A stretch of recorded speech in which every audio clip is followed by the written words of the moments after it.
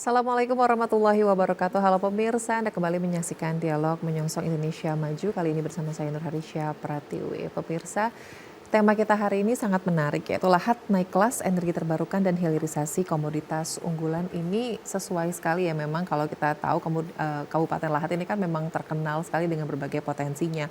Kalau berbicara tentang energi terbarukan, ini juga Kabupaten Lahat pun sebenarnya punya potensi yang luas seperti tata surya, tenaga surya maksud kami, lalu juga mini hydro ataupun juga panas bumi atau geotermal. Tapi juga di sisi lain sebenarnya Kabupaten Lahat ini juga punya potensi unggulan, itu di sektor pertanian dan juga perkebunan seperti kelapa sawit dan juga kopi yang mungkin masyarakat ini belum memaksimalkan, seperti belum membuat nilai tambah suatu produk gitu dari sektor pertanian juga perkebunan. Nah, hari ini akan kita bahas lebih lanjut dalam dialog Lahat naik kelas energi terbarukan dan hilirisasi komoditas unggulan bersama narasumber kami yang sudah hadir di studio. Saya akan sapa terlebih dahulu. Yang pertama ada Bapak Akhirul Jayawardana, ST Master of Engineering, Kepala Bidang Energi, Dinas Energi dan Sumber Daya Mineral Provinsi Sumatera Selatan.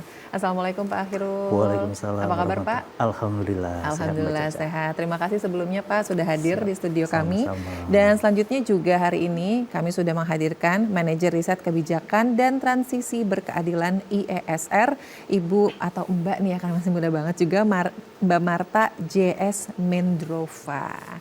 Halo Mbak, apa kabar? Halo Mbak Caca. Sehat ya Mbak Marta ya? Sehat, puji hari Tuhan. ini kita bahas tentang Kabupaten Lahat nih, yang pasti seru sekali karena kita tahu Kabupaten Lahat ini juga salah satu kabupaten yang dikenal dengan berbagai potensinya. Saya tidak hanya berbincang bersama Mbak Marta dan juga Pak Akhirul saja, pemirsa di rumah juga bisa bergabung bersama kami melalui telepon interaktif di 0711311454 atau Anda dapat juga menghubungi atau mengirimkan pesan melalui WhatsApp di nomor yang tertera di layar kaca Anda. Baik, di awal ini mungkin saya akan ke Pak Akhirul dulu. Pak Akhirul, ini kalau berbicara tentang garis besarnya ya, mungkin masyarakat ini mau tahu banget nih ya tentang sebenarnya potensi energi di Sumatera Selatan atau khususnya di Kabupaten Lahat ini sendiri sebenarnya seperti apa Pak? Silakan. Baik, terima kasih Mbak Caca. Memang kalau berbicara terkait dengan energi di Sumatera Selatan, kita patut bersyukur ya Mbak Caca bahwa memang Sumatera Selatan sendiri merupakan salah satu provinsi di Indonesia ya yang alhamdulillah diberikan begitu banyak potensi-potensi, terutama sumber daya alam yang tersebar hampir di seluruh wilayah atau daerah yang ada di Sumatera Selatan. Dan salah satu potensi sumber daya alam yang ada di Sumatera Selatan itu adalah di sektor energi. Memang benar yang disampaikan Mbak Caca tadi, bahwa sektor energi di Sumatera Selatan itu salah satu sumber daya yang menopang gitu ya, menopang perekonomian juga di Sumatera Selatan. Kita punya batu bara yang mungkin bukan hanya di skala lokal maupun nasional, tapi secara internasional pun kita diakui Sumatera Selatan. Bahkan untuk potensi batu bara sendiri sebagai sumber energi fosil Mbak ya, kita merupakan salah satu provinsi yang tertinggi memiliki sumber daya ataupun cadangan batu bara. Untuk di Indonesia sendiri kita menyokong hampir lebih dari 30% sumber daya batu bara yang ada di Indonesia itu ada di Sumatera Selatan. Tentunya dengan berbagai karakteristik dan juga berbagai berbagai ini di batu bara itu sendiri gitu, dengan karakteristiknya juga dengan potensi-potensinya. Dan tadi seperti yang Mbak Caca sampaikan, khusus di Lahat Mbak ya, di Lahat sendiri itu mungkin sudah menjadi rahasia umum Mbak ya, nasional, bahkan sering menjadi isu juga di Sumatera Selatan bahwa Lahat merupakan daerah atau kabupaten yang memproduksi batu bara, memiliki cadangan batu bara yang sangat besar ya. Terbukti dari banyaknya perusahaan-perusahaan atau pemilik-pemilik izin usaha pertambangan batu bara yang ada di Kabupaten Lahat, maksud kami itu saat ini sudah sangat banyak yang melakukan kegiatan produksinya gitu. Dan selain batu bara, Lahat juga punya potensi yang lain. Lahat punya potensi energi minyak bumi juga punya, kemudian Lahat juga punya, tadi disampaikan, punya energi air yang saat ini pun sudah dikembangkan. Jadi secara umum memang Sumatera Selatan kaya akan Kaya, potensi sumber daya alam, terutama di bidang energi, baik itu batu bara, minyak bumi maupun gas. Itu yang berasal dari energi fosil.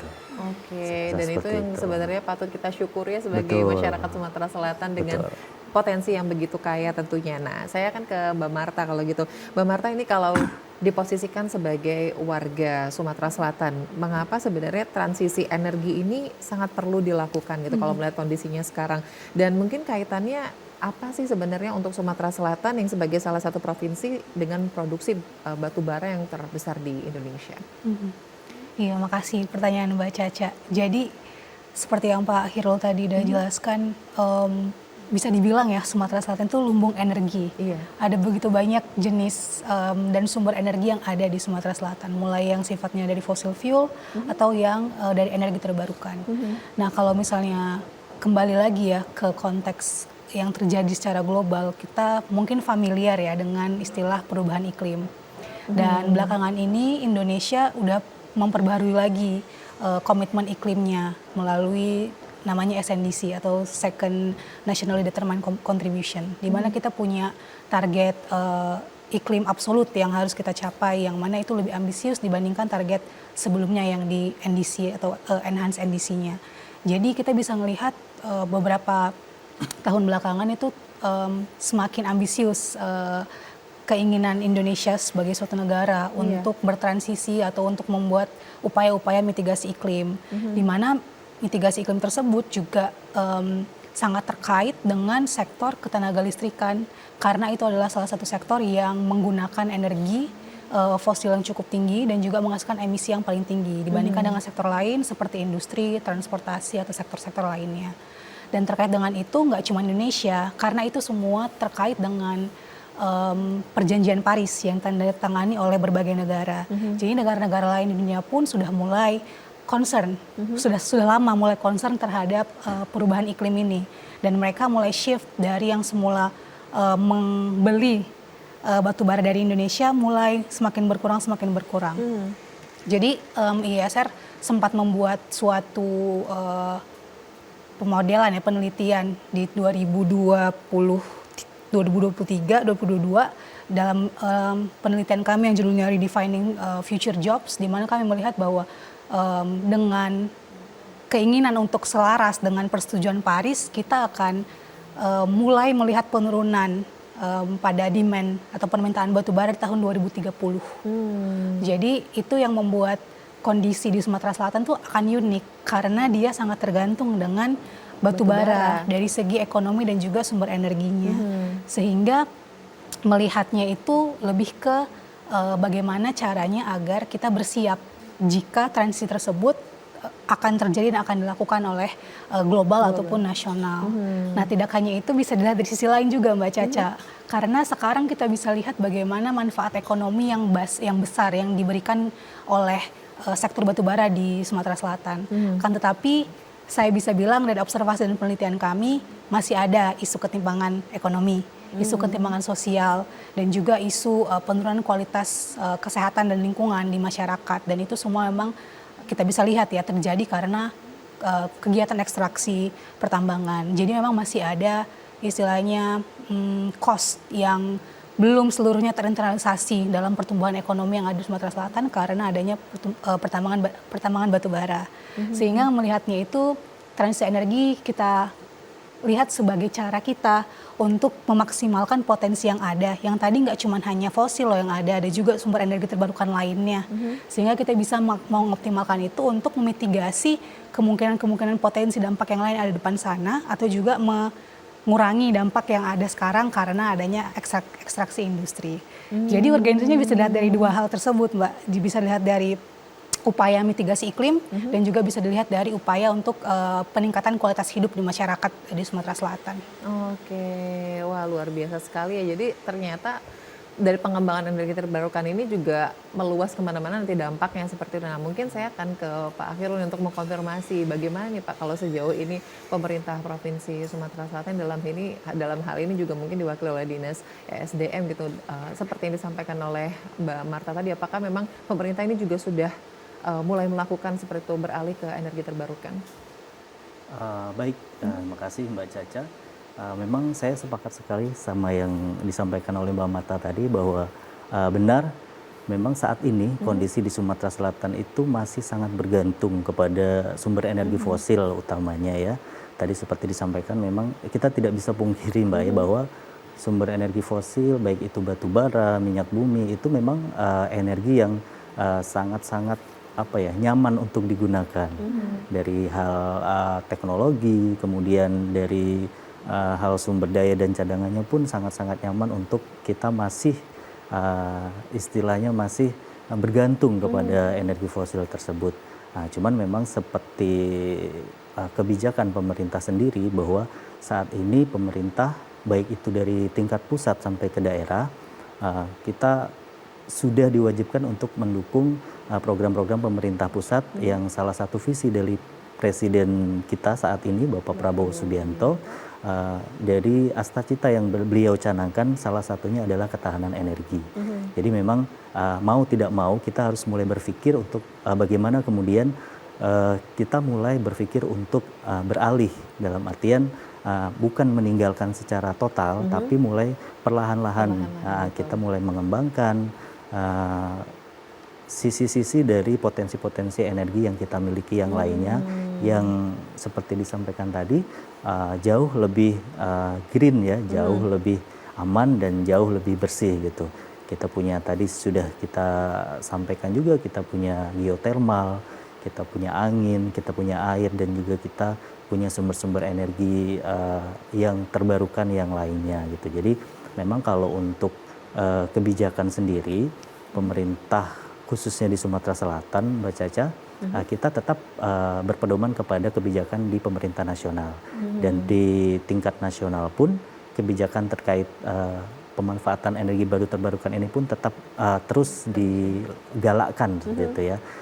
Cuman memang di Sumatera Selatan pedoman kita tetap merujuk kepada aturan-aturan, kemudian kebijakan-kebijakan yang dikeluarkan oleh pemerintah pusat melalui kebijakan energi nasionalnya, kemudian di rencana-rencana di dalam rancangan pembangunan jangka menengah, kemudian diturunkan di rencana umum energi nasional dan di daerah pun kita punya rencana umum energi daerah di Sumatera Selatan. Jadi intinya kita sangat-sangat mendukung untuk tadi disampaikan oleh Mbak Caca sebagaimana kesepakatan di Paris kita memang harus mendukung itu untuk mewujudkan kalau tujuan akhirnya sih net zero emission Mbak ya. Ada NZE kita di tahun 2060 dan kita harus mulai melangkah ke arah di sana. Seperti itu Mbak Caca. Apalagi juga tadi ya kalau kita melihat pengaruhnya tadi terhadap global, apalagi memang tidak bisa dipungkiri ini penurunan konsumsi batu bara dari global itu memang sudah terasa gitu ya dan berdampak langsung juga mungkinnya ke Provinsi Sumatera Selatan yang memang tadinya adalah pengekspor batu bara yang cukup besar. Bagaimana Mbak Marta melihat hal ini?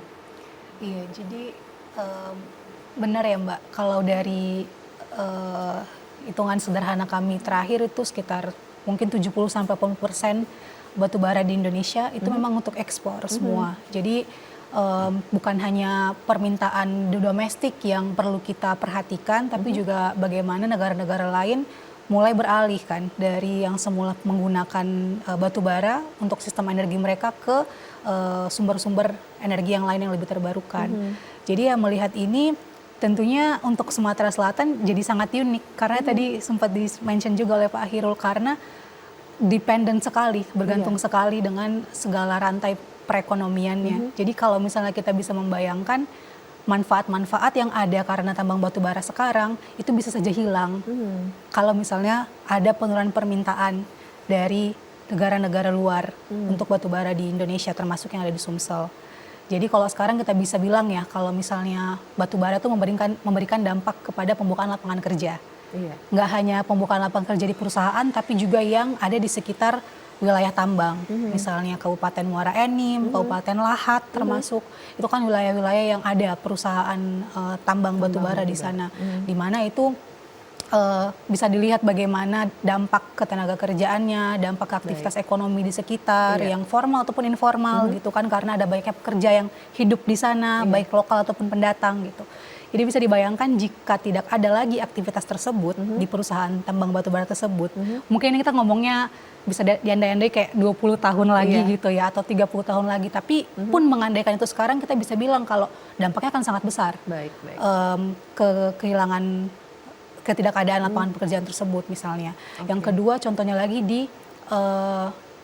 di pendapatan daerah, karena ada yang namanya dana bagi hasil atau DBH SDA, yang itu Sumatera Selatan memang mendapatkan banyak ya dari royalti dan pajak batubara. Kalau di Muara Enim sendiri tahun 2023 kami menghitung sekitar 50%, 20-30% itu DBH-nya dari pendapatan dari DBH SDA, Minerba gitu kan. Jadi bisa dikatakan kalau ada penurunan pendapatan dari royalti dan pajak tersebut dari kegiatan batubara, maka itu akan terdampak juga ke kegiatan operasional pemerintah daerah. Oke, baik. Oke, mungkin ini kita lanjutkan lagi. Mbak, masih sangat seru ya perbincangan kita kalau berbicara tentang energi dan juga potensinya di Kabupaten Lahat atau di Sumatera Selatan tentunya. Tapi kita jeda dulu Mbak Marta dan juga Pak Akhirul. Pemirsa tetaplah bersama kami. Dialog Menyongsong Indonesia Maju akan kembali usai jeda berikut.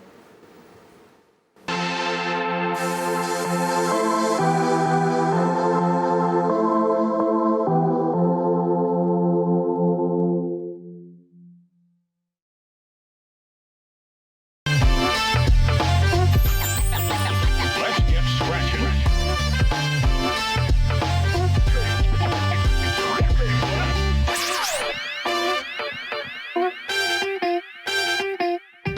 Hello and welcome to Sumsel Stories. I am Amira Shifa, your host, as we explore the heart of South Sumatra. Its culture, its people, the tradition, education, and everyday stories that inspire and connect us all. From local tradition to hidden gems, stay with us as we bring you closer to the warmth and wonder of South Sumatra. Suji Lake is located at Lembak Village, Lembak Subdistrict, Muara Enim Regency, with a distance around 80 kilometers from Palembang. Since their occupation of Palembang's region on 14th of February 1942, Japan soldiers expanded their colonization to Karang Endah, Prabu Muli, and towards Lampung.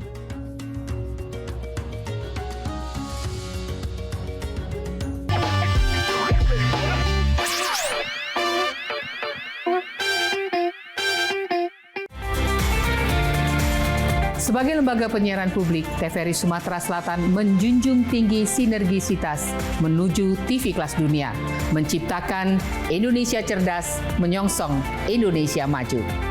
TVRI Sumatera Selatan bertekad menjadi TV publik, mampu menjembatani kepentingan masyarakat dan pemerintah.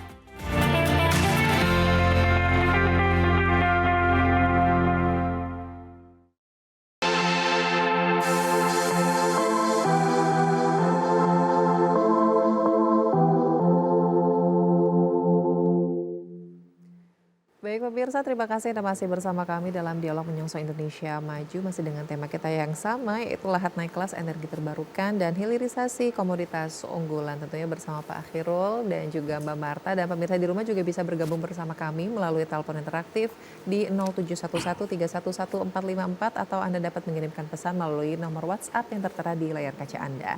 Baik, saya akan ke Pak Akhirul lagi nih. Pak Akhirul, kalau melihat transisi energi ini, bagaimana Dinas ESDM ini memastikan bahwa transisi energi ini tidak menimbulkan keresahan sosial? Seperti yang kita tahu, pasti masyarakat langsung berpikirnya bagaimana takutnya nanti ada potensi PHK, penurunan pendapatan daerah, atau konflik-konflik lahan dan sebagainya. Seperti apa Pak? Silakan.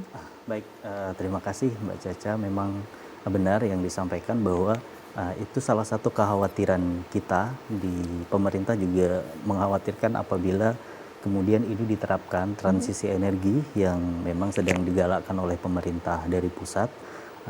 Apabila nanti khususnya di Sumatera Selatan Mbak Caca ya, karena memang tadi sudah kita bahas juga, kita masih bergantung kepada energi fosil yang memang dampak ekonominya, kemudian dampak sosialnya itu sangat-sangat dirasakan oleh masyarakat Sumatera Selatan gitu. Jadi kita juga secara ini memang khawatir kita bagaimana ketika nanti transisi energi tiba-tiba berlakukan gitu atau diberlakukan di Sumatera Selatan ini yang tadinya hanya menggunakan fosil kemudian harus beralih kepada sumber energi lain gitu. Tapi itu semua mungkin bisa kita antisipasi dari awal, Mbak. Jadi memang ketika diberlakukannya kebijakan transisi energi ini, kita dari pemerintah pun sudah mulai mengantisipasi supaya ini tidak menjadi disrupsi sosial, disrupsi ekonomi yang terlalu jomplang gitu, terlalu tinggi nanti perbedaannya gitu. Jadi kita dari pemerintah provinsi melakukan hal-hal dalam rangka untuk menyokong transisi energi ini dengan cara yang berkeadilan ya, transisi energi yang berkeadilan gitu. Artinya kita mulai dengan bertahap, kemudian kita juga paralel, tidak hanya kita menghilangkan, tujuan kita meminimalisasi energi fosil, tetapi kita secara paralel untuk melakukan itu gitu. Jadi energi fosil tetap kita manfaatkan sebagai penopang nantinya untuk energi-energi baru terbarukan yang nanti akan kita kembangkan. Itu yang pertama yang kita coba lakukan saat ini, dan terkait nanti mungkin disrupsi-disrupsi yang mungkin akan bisa terjadi, Mbak. Kita juga sudah melakukan berbagai kajian ya bersama ISR juga kita sudah pernah bagaimana kemudian ketenaga kerjaan dari sektor ketenaga kerjaan nanti tidak tiba-tiba kaget gitu, Mbak ya, kaget ketika nanti tadi diceritakan Mbak Marta bagaimana seandainya nanti batu bara sudah tidak lagi berproduksi atau produksinya hanya sangat-sangat dibatasi, itu tentu akan berdampak kepada tenaga kerja. Itu juga sudah coba kita lakukan riset bersama-sama dengan lembaga, salah satunya dengan ISR. Kita coba kembangkan mulai saat ini dan mulai dari tahun-tahun sebelumnya juga bagaimana sumber-sumber energi terbarukan nanti yang akan menggantikan itu gitu. Jadi masyarakat mulai melek energi nih, melek energi, mulai tahu bahwa kita nggak cuma punya batu bara loh gitu, bahwa kita punya juga geothermal misalnya, seperti contoh geothermal itu juga hampir sama gitu ya, efeknya juga akan sama dengan sumber-sumber energi yang fosil yang lain gitu. Seperti contoh kita saat ini kita sudah punya geothermal yang sudah beroperasi juga, kita punya Lumut Balai, kemudian kita juga punya Sprem yang di Lahat dan di Muara Enim. Itu juga sudah mulai mempengaruhi kondisi sosial dan ekonomi masyarakat di sekitarnya, dan harapan kita ke depan akan banyak lagi yang hal-hal yang bisa kita kembangkan seperti itu. Jadi kita sudah mulai dari awal untuk mengantisipasi itu. Oke, jadi sudah ada langkah antisipasinya tentu ya Pak yang disiapkan oleh pemerintah Provinsi Sumatera Selatan. Nah, mungkin saya akan ke Mbak Marta nih kalau gini. Mbak, dari aktivitas pertambangan yang dilakukan sebenarnya aspek-aspek apa saja nih yang mungkin bisa terdampak dalam upaya akselerasi transisi energi ini? Mungkin misalnya dari lapangan pekerjaan kah, kesehatan warga, lalu juga mungkin apa dari ekonomi daerah dan sebagainya. Silakan. Iya, melanjutkan yang Pak Hirul udah jelaskan juga ya Mbak. Jadi tadi saya sempat udah mention soal lapangan kerja. Iya. Jadi itu mungkin yang paling besar yang kita bisa sepakati bersama ya. Kita lihat dari sekarang pun kita bisa udah lihat itu. Dan kalau kita bayangkan Sumatera Selatan tanpa batu bara, wah itu bagaimana itu, saya aja nggak berani membayangkannya gitu kan misalnya.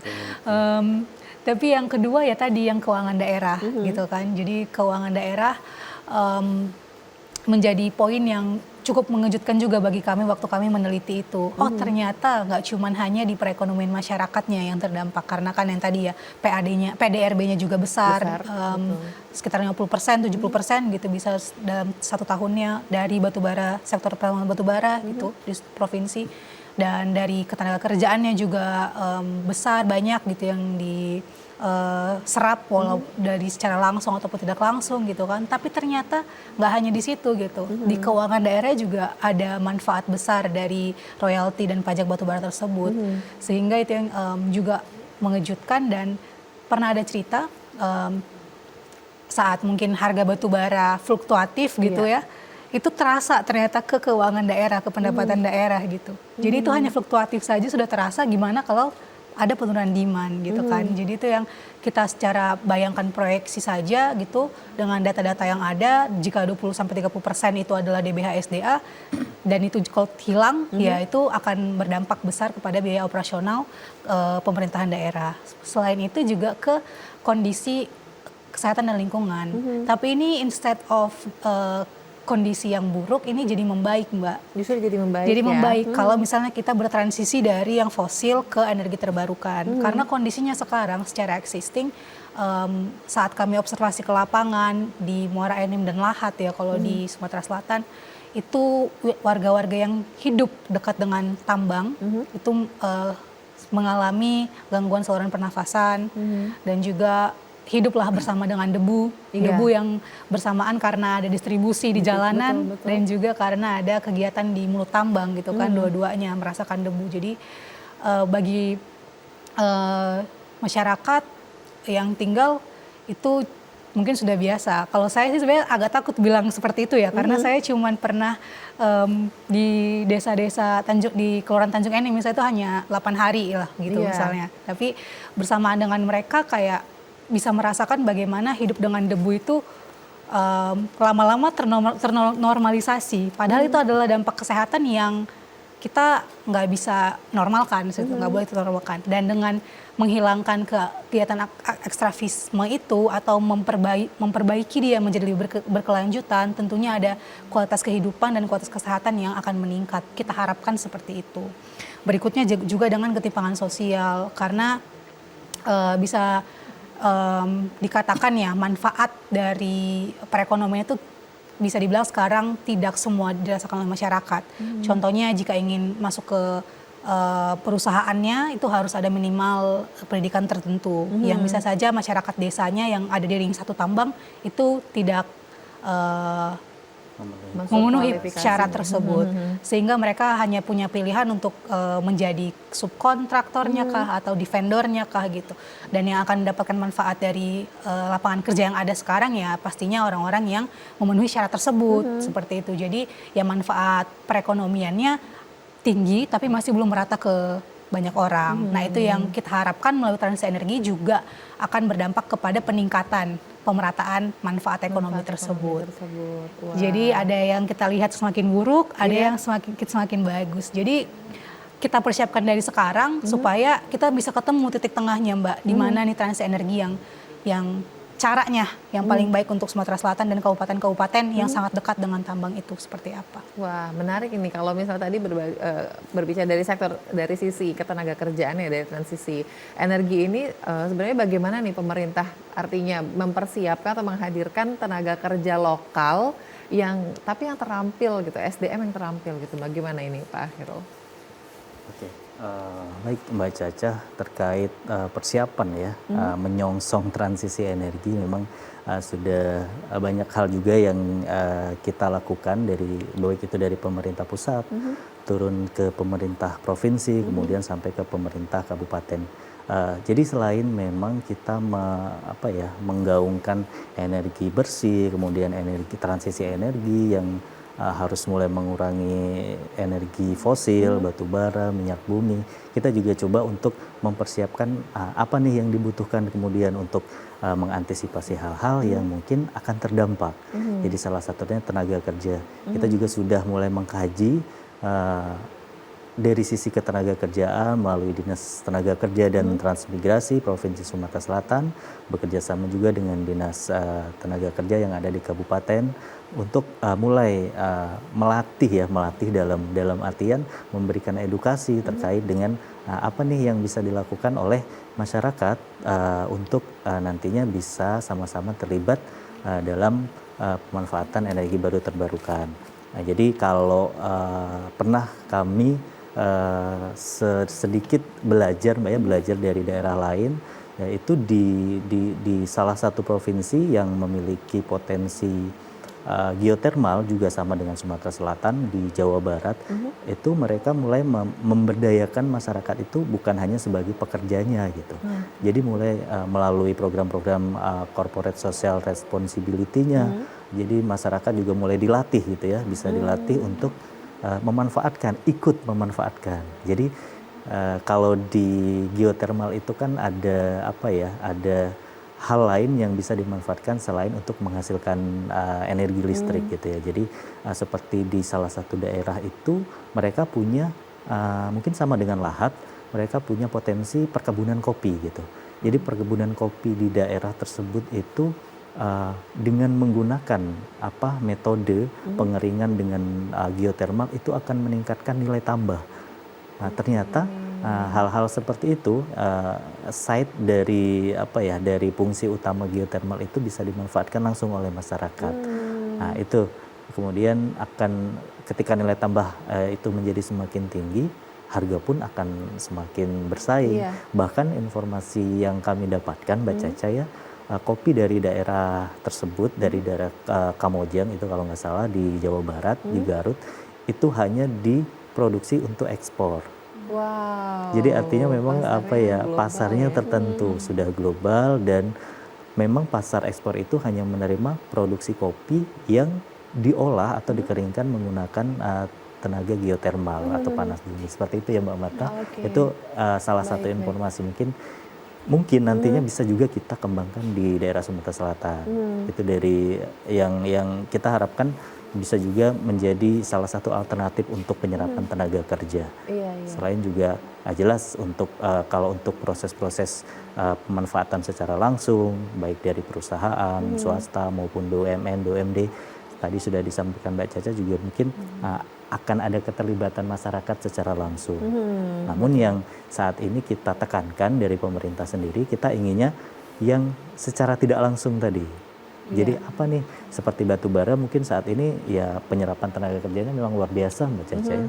Luar biasa, sangat banyak gitu ya. Cuman efek-efek multiplier di baliknya itu yang kita harapkan. Itu yang akan kita dorong untuk diversifikasi terhadap potensi-potensi yang ada selain dari potensi energi. Jadi dari pertanian, perkebunan mungkin kita juga punya di Lahat, dan umumnya di Sumatera Selatan kita juga punya. Itu yang akan kita dorong. Baik, jadi artinya pemerintah sudah menyiapkan, masyarakatnya pun juga tadi harus juga ikut aktif seperti itu ya Pak ya. Jadi bisa memanfaatkan baik secara tidak langsungnya tadi seperti yang kita tadi disampaikan oleh Pak Akhil, ternyata di Jawa Barat juga sudah ada yang dengan kondisi yang sama dan ternyata bisa memiliki nilai positif lebih seperti itu. Baik, nanti akan kita bahas lebih lanjut lagi di segmen berikutnya. Pemirsa tetaplah bersama kami, Dialog Menyongsong Indonesia Maju akan kembali usai jeda berikut.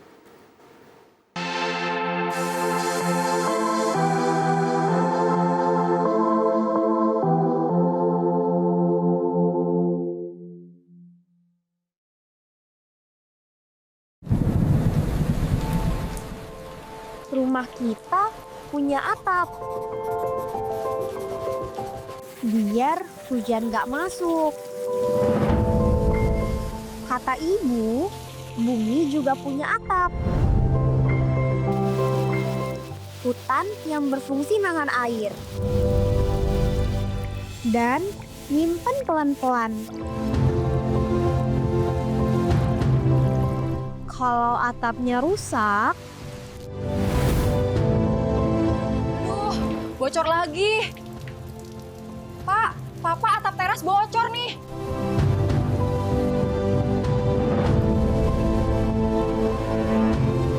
kayak gini kalau hutannya hilang.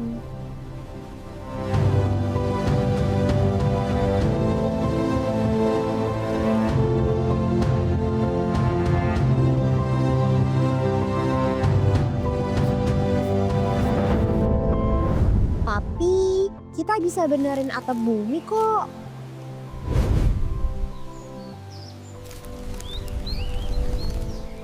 Nadia, sudah malam. Yuk tidur, Nak. Biar kita bisa tidur tenang.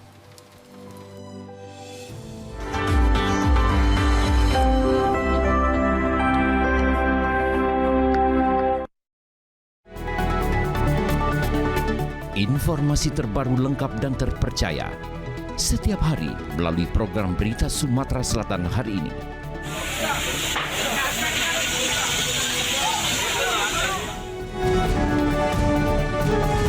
Kami menyajikan berita hangat dari berbagai wilayah di Sumatera Selatan.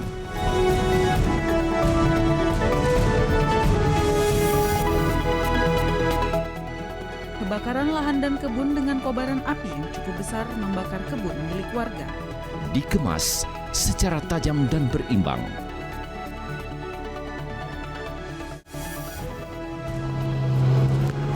Tim gabungan dari Basarnas Polsek Rawas Ilir BPBD Muratara. Jangan lewatkan Sumatera Selatan hari ini hanya di TVRI Sumatera Selatan.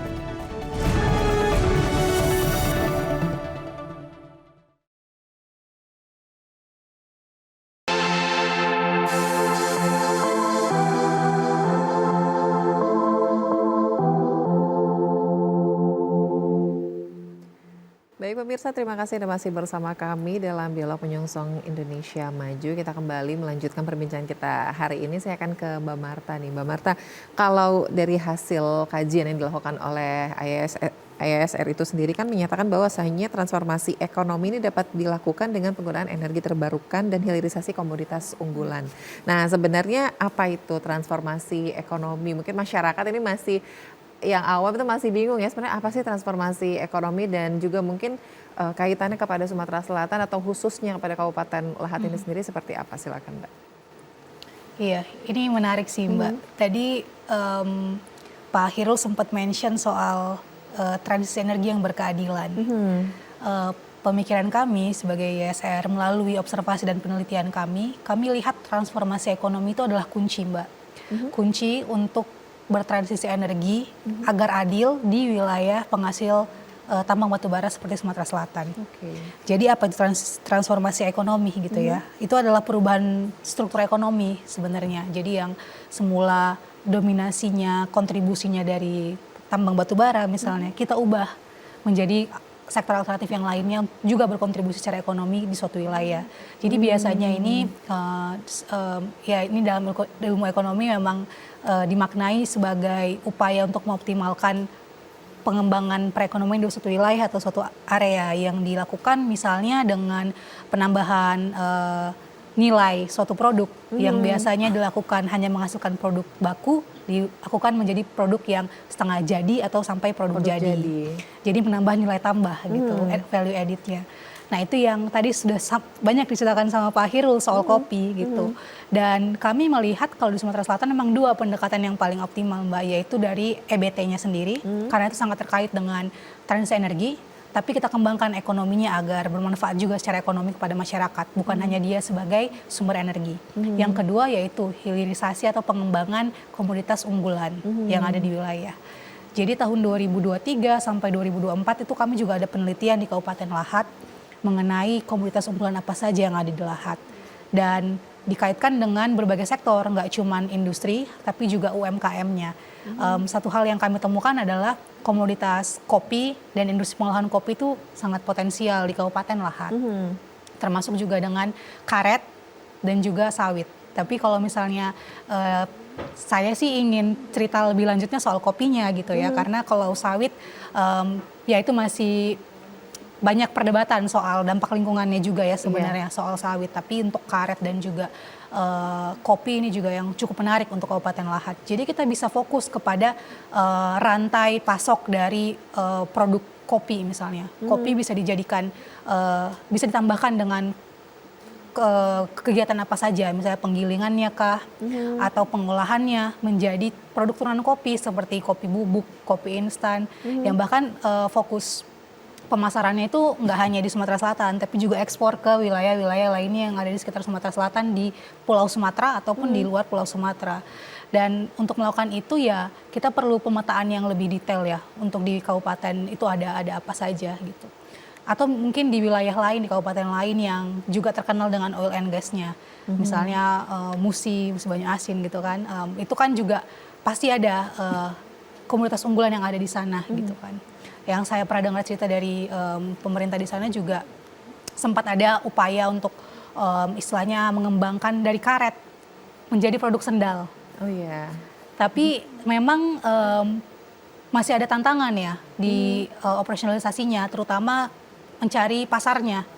Pasarnya di sebelah mana. Jadi sangat penting untuk kita melihat sektor-sektor lain selain tambang yang bisa memberikan kontribusi manfaat ekonomi juga ke Sumatera Selatan dan juga kabupaten-kabupaten yang terdampak. Terdampak dari transisi energi ini ya maksudnya. Jadi kita nggak bisa menggantikan satu sektor tambang ini ke sektor lain yang hanya juga satu gitu Mbak. Kita harus mulai lihat semua sektor, mulai dari pariwisata kah, industri kah, pertanian kah, dan yang paling penting adalah mensinergisasikan atau menurunkan produk-produk pertanian yang ada ke produk-produk industrinya.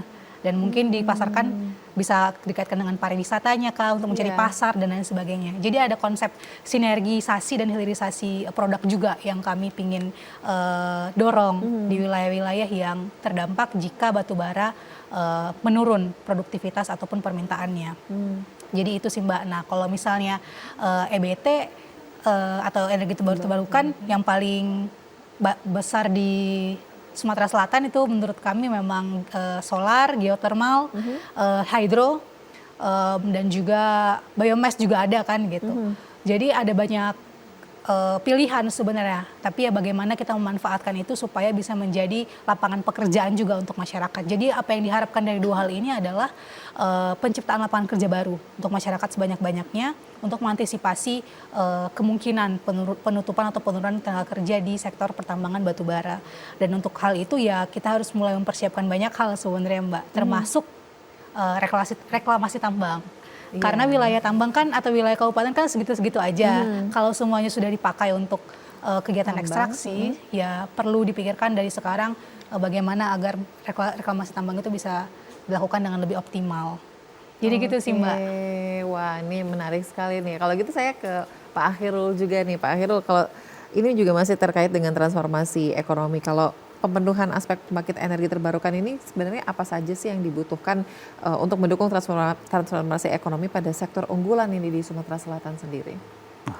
Baik Mbak Caca, jadi udah banyak dibahas tadi ya. Saya juga setuju dengan apa yang disampaikan Mbak Marta tadi bahwa transformasi ekonomi itu adalah upaya untuk merubah gitu ya, merubah pola dari yang ketergantungan dari satu sektor ekonomi menjadi berubah kepada sektor yang lain yang memang memiliki potensi yang tidak kalah gitu ya. Jadi ketika hal ini kemudian sudah menjadi salah satu prioritas kegiatan yang akan dilaksanakan di suatu daerah, tentu saja akan fokus bagaimana kemudian pengembangannya seperti apa.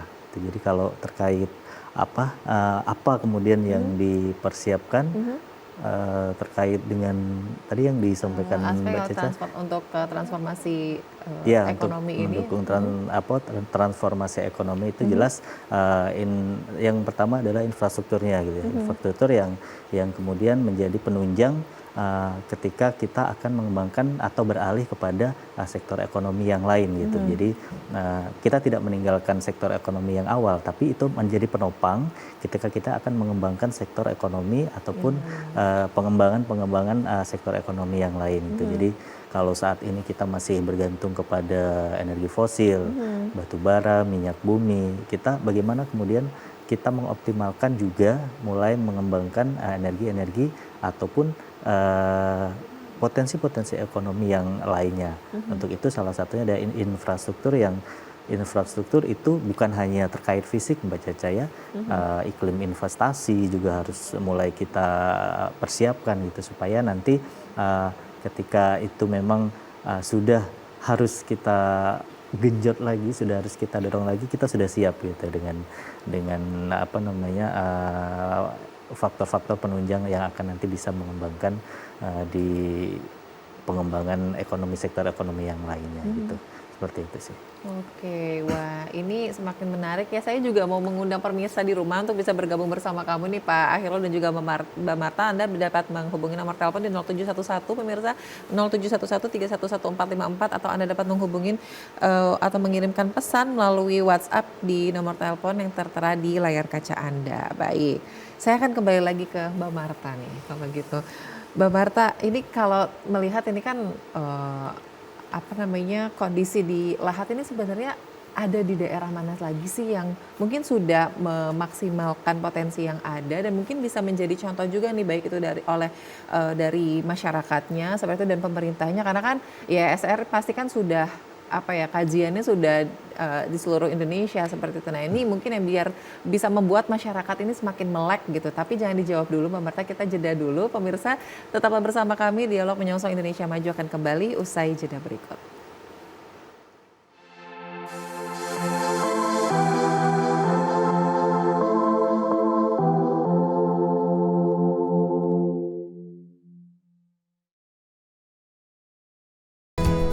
Ketahanan pangan kini menjadi isu yang semakin penting, apalagi di tengah tantangan perubahan iklim, krisis global, dan dinamika ekonomi nasional. Melalui Brigade Pangan, semangat ketahanan pangan terus tumbuh. Lewat Brigade Pangan, Indonesia melangkah lebih dekat menuju cita-cita besar. Bangsa yang mandiri, berdaulat, dan sejahtera lewat tangan-tangan petani. Sekolah pertanian yang tak hanya mengajarkan teori, tetapi juga praktik nyata untuk membangun ketahanan pangan dan energi bangsa. Semua informasi ini kami rangkum dalam Zona Tani. Hanya di TVRI Sumatera Selatan. Kabar yang terbaru, lengkap dan terpercaya, langsung dari sumbernya.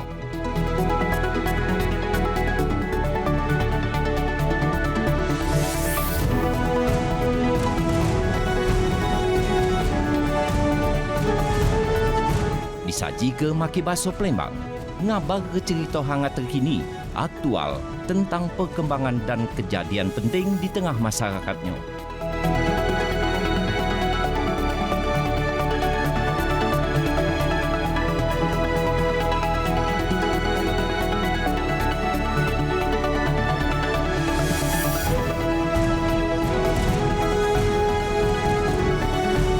Jangan sampai ketinggalan program acara Berita Baso Palembang cuma di TVRI Sumatera Selatan.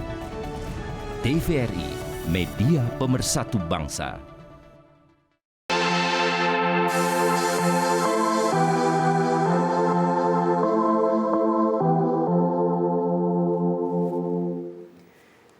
Baik pemirsa, terima kasih Anda masih bersama kami dalam Dialog Menyongsong Indonesia Maju. Ini ada pesan dari pemirsa di rumah, saya langsung akan bacakan ini pertanyaannya. Selamat sore, saya Liah di Palembang.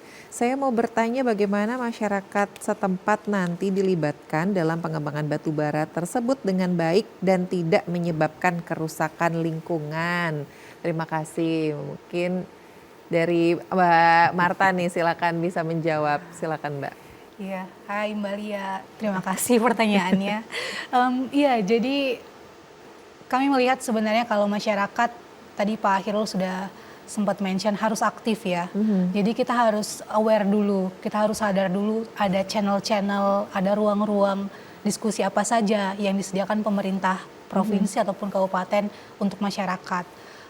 Ada banyak mungkin bentuknya seperti forum diskusi, konsultasi publik, itu kita sebagai masyarakat juga bisa ikut selalu aktif ya untuk hadir dan lain sebagainya.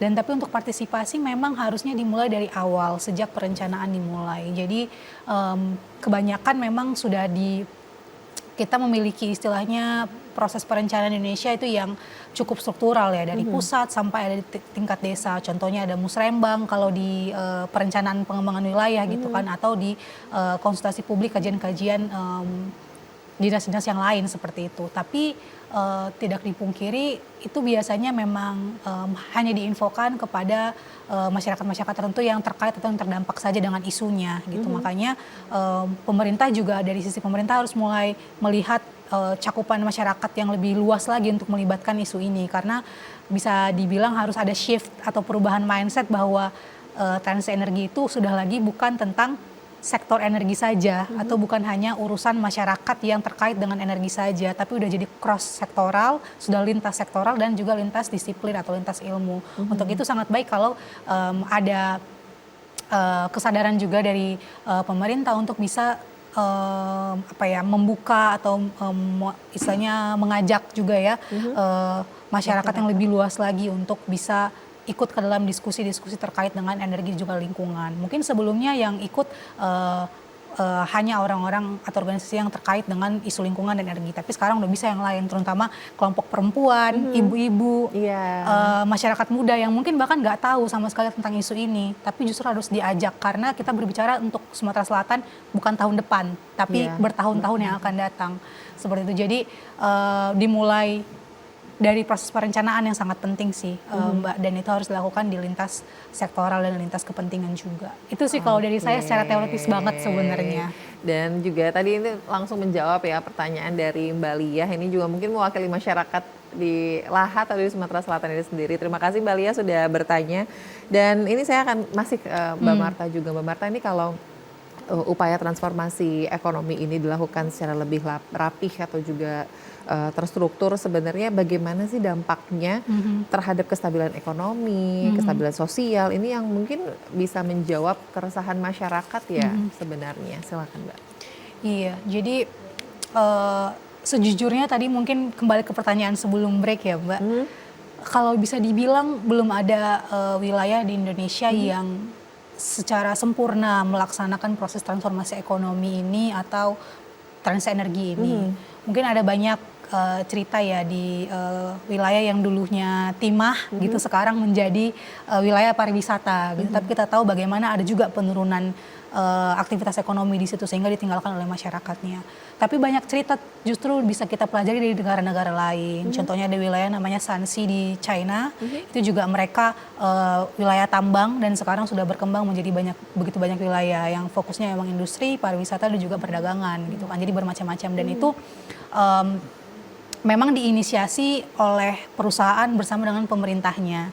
Kalau nggak salah IASR juga baru saja ada briefing paper juga terkait itu. Jadi mempelajari kondisi China ya untuk transformasi ekonomi. Jadi kalau misalnya berkenan bisa cek langsung di sana bagaimana cerita-ceritanya ada. Tapi emang untuk Indonesia saya belum bisa cerita banyak soal kesuksesan yang ada di sini. Tapi proses yang ada yang kita perlu antisipasi ya harus seperti tadi ya, perencanaannya harus melibatkan masyarakat dan juga melibatkan berbagai pihak.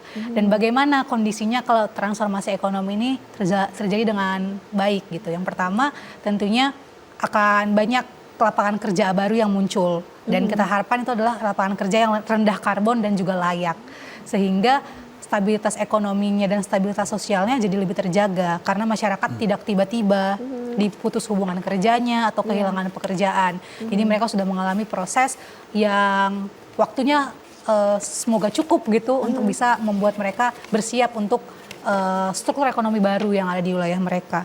Yang berikutnya juga meningkatkan kepercayaan publik ya terhadap perencanaan gitu, karena pada akhirnya mungkin masyarakat bisa merasakan bahwa mereka dilibatkan sejak awal perencanaan dan akhirnya ada mungkin kebijakan-kebijakan yang lebih memperhatikan kesejahteraan masyarakat, semakin memperhatikan kesejahteraan masyarakat.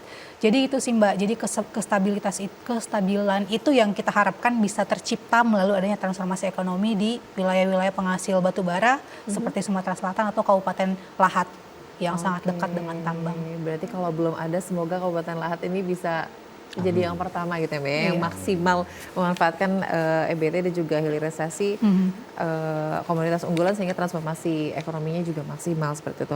Saya kembali ke Pak Akhirul. Pak Akhirul, kalau berbicara tentang intervensi nih, apakah ada intervensi khusus yang bisa difasilitasi oleh perusahaan atau juga pelaku industri tambang dalam mendukung transisi energi dan juga transformasi ekonomi di Provinsi Sumatera Selatan? Baik, ya jadi kalau terkait dengan intervensi ataupun kebijakan-kebijakan khusus Mbak ya kepada pelaku-pelaku usaha pertambangan saat ini ya. Saat ini memang kalau di Sumatera Selatan sendiri kita sudah tahu, tadi sudah banyak juga kita bahas sama-sama bahwa mayoritas kita masih bergantung kepada sektor pertambangan. Nah, kemudian bagaimana kita mulai beralih kepada sektor energi baru yang lebih bersih, energi terbarukan yang kedepannya nanti akan menjadi sektor energi yang kita unggulkan. Itu yang harapan kita. Jadi terhadap pelaku-pelaku usaha kita juga sebagaimana diamanatkan di dalam peraturan yang dikeluarkan oleh pemerintah pusat, bahwa saat ini kebijakan-kebijakan energi nasional kita sudah memang sudah mengarah kepada sektor-sektor energi baru terbarukan. Selain itu juga tadi di awal juga disampaikan oleh Mbak Marta bahwa energi listrik ini ya menjadi yang paling menonjol atau paling besar menyumbang emisi. Nah, sementara pada saat ini energi listrik kita juga masih bergantung kepada fosil, batu bara utamanya. Kita punya PLTU yang saat ini pun masih beroperasi secara masif ya. Nah, kemudian pemerintah juga saat ini mulai untuk mengerem ataupun mengurangi terhadap pemanfaatan energi fosil itu untuk menghasilkan listrik.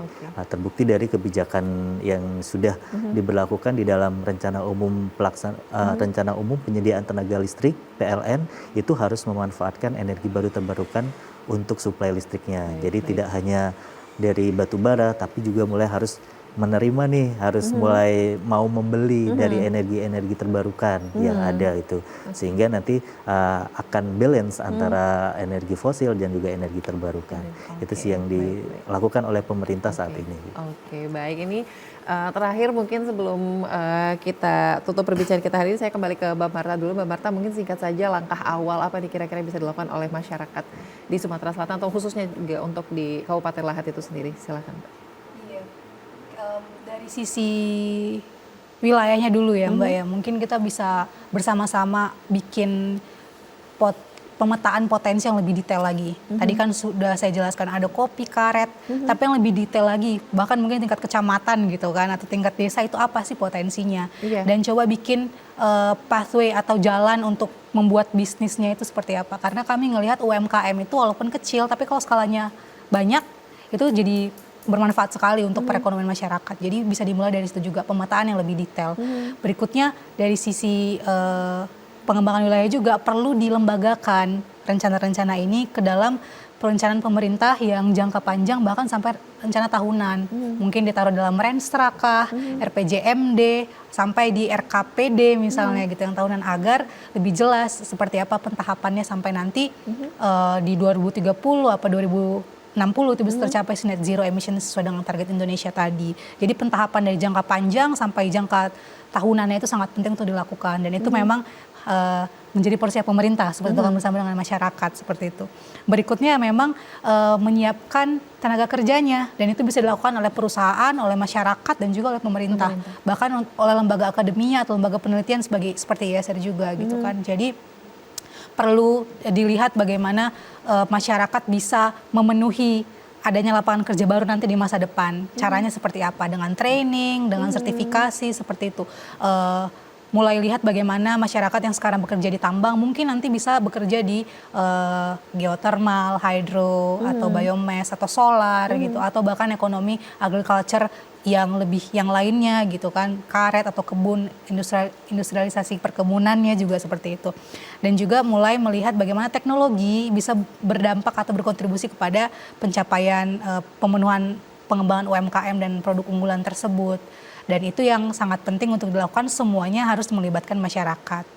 Kayak gitu sih Mbak. Semuanya harus melibatkan masyarakat, tentunya kolaborasi juga dengan pemerintah juga tadi ya, supaya tadi ini semua juga bisa berjalan dengan baik. Terakhir harapan dari Pak Khairul mungkin dari ESDM dengan adanya energi terbarukan dan juga hilirisasi komoditas unggulan. Terima kasih Mbak Caca. Jelas kita sebagai pemerintah sangat berharap program yang sudah dicanangkan utamanya untuk mendukung program dari pimpinan kita, Bapak Presiden kita akan terwujud dalam waktu yang tidak terlalu lama itu. Dengan energi baru terbarukan kita tetap bisa survive, itu harapan kita. Oke, kita bisa tetap survive. Oke, sekali lagi terima kasih Bapak Khairul Jayawardana, ST Master of Engineering, Kepala Bidang Energi, Dinas Energi dan Sumber Daya Mineral Provinsi Sumatera Selatan, Mbak Marta JS Mendrova, Manajer Riset Kebijakan dan Transisi Berkeadilan IESR, telah hadir bersama kami hari ini dengan tema yang sangat menarik. Dan pemirsa, inilah akhir perbincangan kami dalam dialog menyongsong Indonesia Maju hari ini. Akhirnya saya Nur Harisya Pratiwi pamit. Wassalamualaikum warahmatullahi wabarakatuh. Sampai jumpa.